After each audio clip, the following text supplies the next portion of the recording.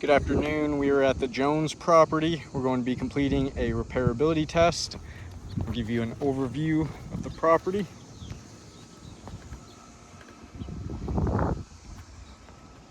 We're going to be on this back slope, which is west. We have this wind damage shingle, missing tab. So we'll complete the repairability test on that one and see how it affects all of those surrounding shingles. I'll give you an overview of those surrounding shingles before we get started, all of which could potentially be damaged during the repairability test. So we'll take another look once we are complete and see those results. For my tools, I'll be using a putty knife, roof snake, flat bar, and hammer. And we have this speed square that we'll use to give us a visual for 45 degrees. We'll get the camera set up.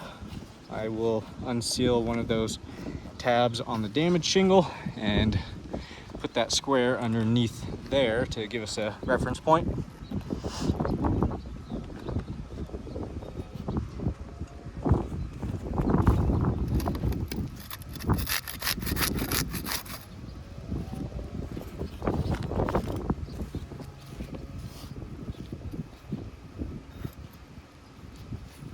That'll be 45 degrees right there. Any of those shingles that we'll be lifting throughout the repairability test, we'll keep them at 45 degrees or below.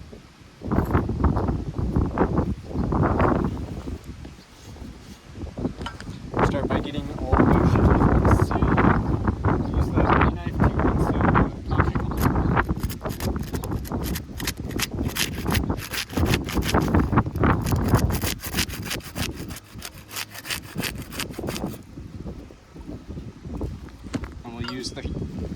We'll use the flat bar to unseal the rest of these.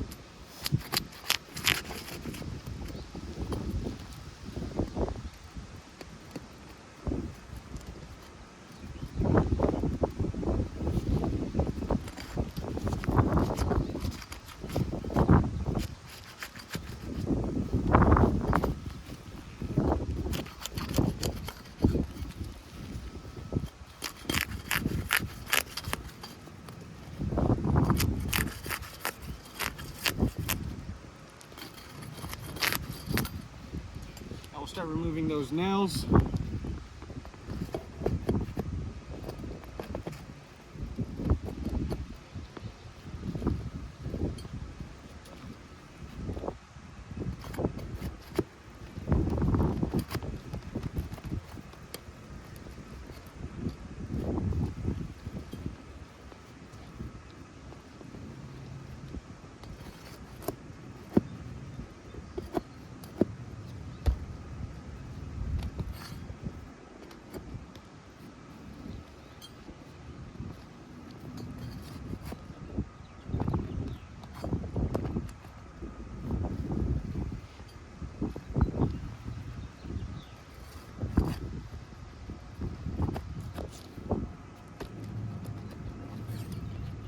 Got all these nails pulling through the shingles there.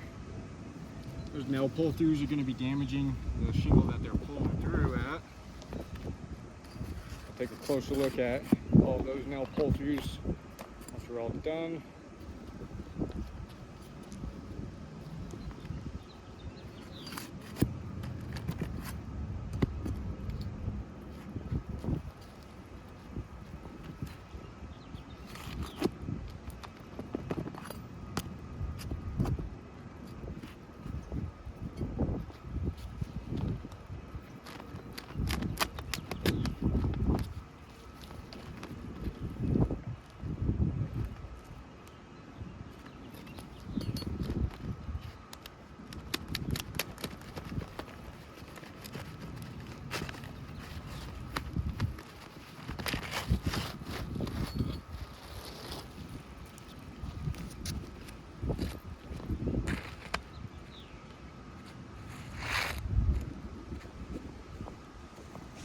We got all of those nails out and that damaged shingle out.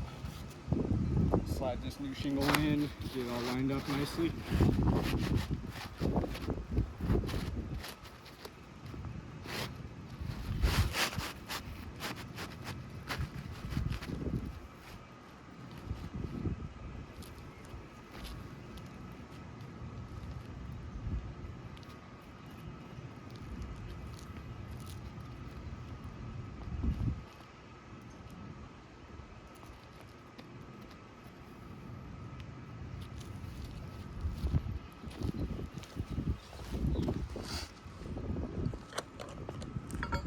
start getting some nails back in there now. Using the roof snake to drive those nails in.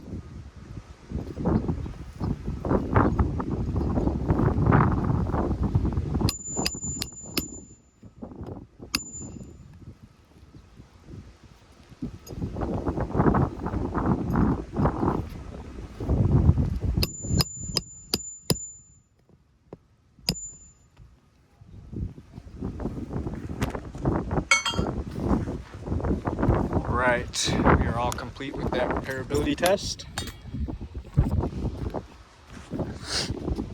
I'll give you another overview of all of those surrounding shingles.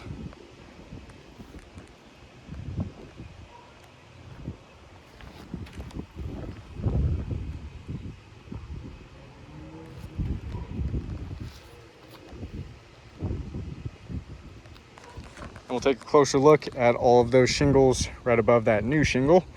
Those ones that we had to manipulate in order to complete the repairability test. You can see some damages that occurred. You can see stress fractures along the top of all of these tabs. We had to lift these in order to remove those nails, place those back in. You can see due to that lifting, the matting on the shingle there was fractured. So those stress fractures are going to be damaging the integrity of these shingles, making them weaker. They're not going to be able to do what they're designed to do as best as they should. These shingles are designed to shed water, and the matting is the main component for that. So with the matting being fractured along all of these shingles, those water shedding capabilities are going to be compromised. You can see that matting is real badly broken right there.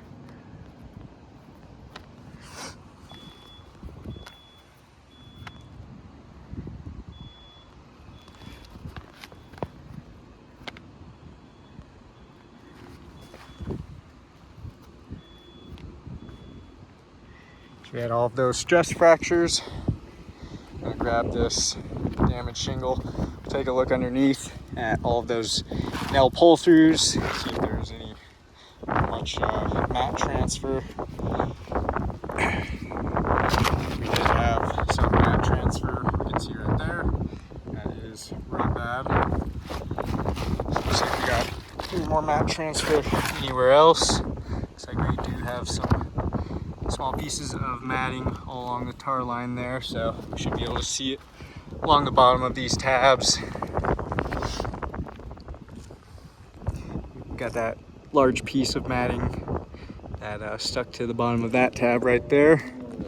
Then we have some mat transfer along there. You can see all of that exposed fiberglass.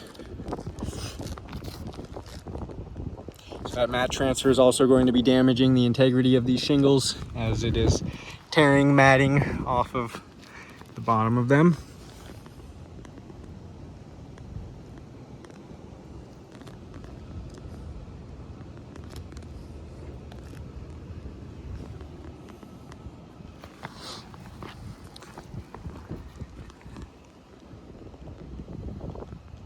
See some more mat transfer here, along with damaging the integrity as well. All of that mat transfer, it's going to make it more difficult for these shingles to reseal properly once repairs have been made. So all of that matting stuck to the tar line.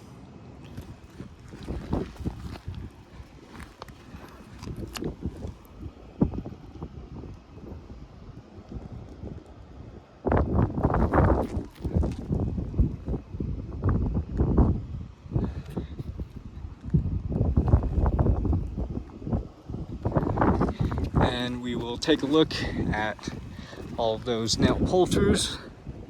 We have two right there. You can see all of that fractured matting left behind due to the nail pull-throughs. This one we can see is damaging shingle 6 there. And then this other one here, different shingle, number 5.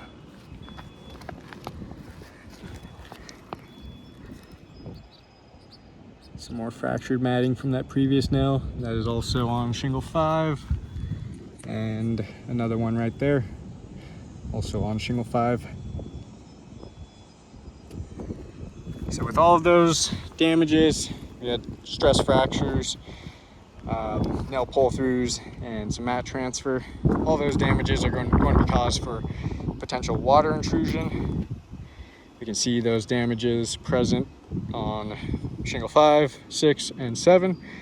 So that's going to leave us with 3 additionally damaged shingles just from repairing one wind damaged shingle. So I do not believe repairs are feasible to this roof, as any repairs completed. You can see the wind damage is pretty widespread. We got those 2 over there, one there, got one right there.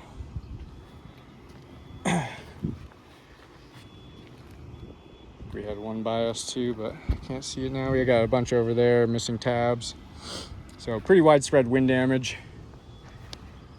We can see from this repairability test what all those repairs are going to be left with. They will be left with damages like this.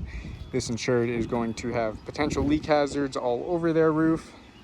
On top of that, they're going to have an additional 3 damaged shingles for every 1 wind damage shingle repaired, leaving them with more damaged shingles than they previously had pre-loss. So I do not believe it is possible to indemnify this homeowner with repairs, as they would be left with more damaged shingles than they previously had. So I do not believe this roof is repairable. I will chalk up all of those damages and get some better pictures of those. Thank you for your time.